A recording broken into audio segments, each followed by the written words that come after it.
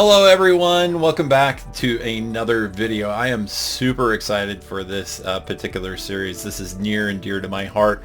We're going to be covering the major reasons why your website or your web presence is failing. So I'm going to break this up into 3 parts. I'm going to cover 6 topics for each one of those. So be sure to, if you're watching this particular video, watch out for video 2 and video 3. If you are not familiar with the channel, my name is Tom Batman Ziegelbauer, and I help businesses and entrepreneurs scale their businesses through the use of technology. So let's just get after the 6 topics for today.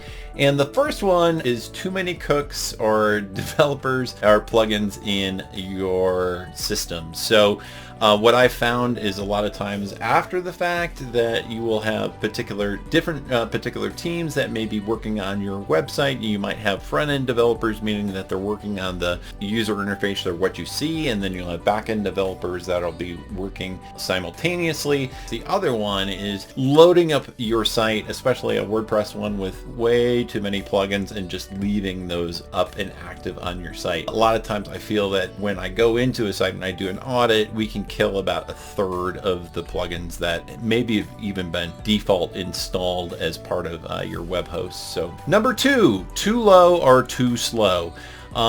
This means your ranking is too low, and it's probably because your website is crawling literally by your site not loading fast enough. This is a huge speed metric to Google in terms of your search engine ranking position and you moving up the board. So number 3 is too many scripts. So your site is made up of little pieces of code, right? So if you have maybe a Hotjar and an opt-in monster and these third-party scripts all running, it can slow down your site. Also, not all of them need to be up in your head or in the top of your website. They could load in at the bottom of your website or in the footer. Just watch out for that. Don't overload your site with a lot of scripts that are running. Number 4, that map doesn't belong on every single page. This completely drives me nuts. So I'll come into a site, which a lot of them do. You'll have a footer, and then they'll install a Google Maps script in order to be able, I can click on there and I can get directions and whatever.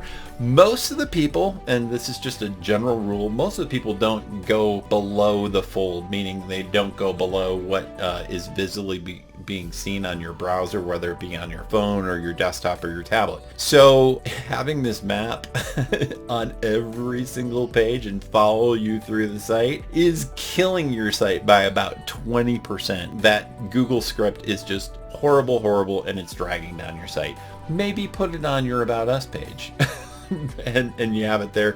Put an image down at the bottom and handle it that way, and maybe a link out to get directions, and it will take them into Google Maps or where you want to take them. Just stop placing it on every single page, please. And then the last one, and this is a funny one too for me, when people come up to me and they, hey, can you take a look at my site? And I say, can you pull it up on your phone? And then they show it to me, and where's your call to action? I don't have the ability to like purchase anything from you right from here.